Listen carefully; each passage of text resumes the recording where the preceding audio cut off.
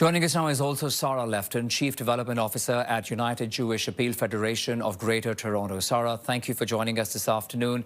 What are your thoughts? What's going through your mind right now? Thanks so much for having me. I mean, first and foremost, I think the Jewish community around the world is just heartbroken.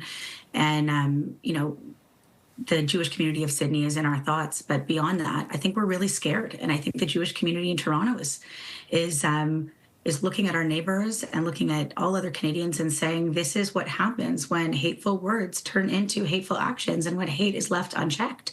It's a terrifying thing to see what's taken place. As of this morning, you must have had an opportunity to speak with your members, partners here in Toronto. So what is the kind of conversation that you're really having about safety and security here?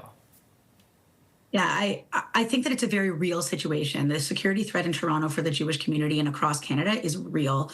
I'll give you a couple of quick examples.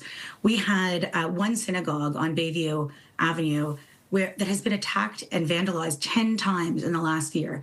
We've had a Jewish girls' school in Toronto shot at 3 times over the last year. I mean, my daughter goes to a Jewish day school, and just a few days ago, this week, she had indoor recess in the afternoon, not because of the cold weather, which as Canadians we're used to, but because there was a security threat in Toronto at her school. This is very, very real for us. So I'd love to tell you that we're surprised, but this is something that we've been saying and shouting from the rooftops for years, which is we need to stand up against hate. We need government officials and leaders in this country to stand with us and recognize what happens when anti-Semitism and hatred towards Jews is normalized. It will end in this, and that is what happened in Sydney. Mm-hmm. And we need Canadians to stand together to make sure that it doesn't happen here. You know, Sara, just before I came to you, I'm sure you were listening. I was speaking to my colleague, Steve Ryan, who interviewed the police here in Toronto, who are saying they are stepping up security measures. You will see a more police presence as a preventive measure. There is no link as to what's happened in Australia versus here. But when you hear the police talk like that and you see more police presence around, how does that make you feel? We're very grateful to the police. I'd say Toronto Police Services and York Region Police have been excellent partners and have consistently told us that they will do more and more to help ensure that we can live safely and securely as Canadians.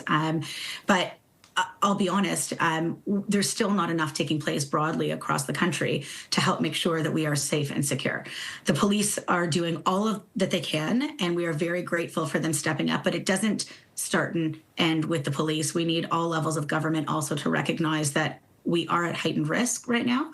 The Toronto Police have put out a hate crime report every year for many years, and actually for more than 20 years, the Jewish community has been listed as the single most targeted faith and ethnic group in this country. So this is not new. Yeah. We all know that it exists, but we need more to be done. Today, as we know, is the first day of Hanukkah. This is a festival of lights, unfortunately, with a very dark beginning in Australia because of this attack. But how will the evening look like for you, your family, your community members here today?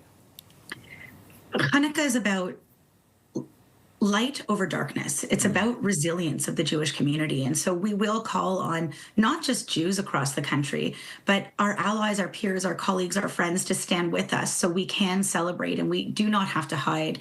No religious group in this country, in Canada, should ever have to celebrate in hiding.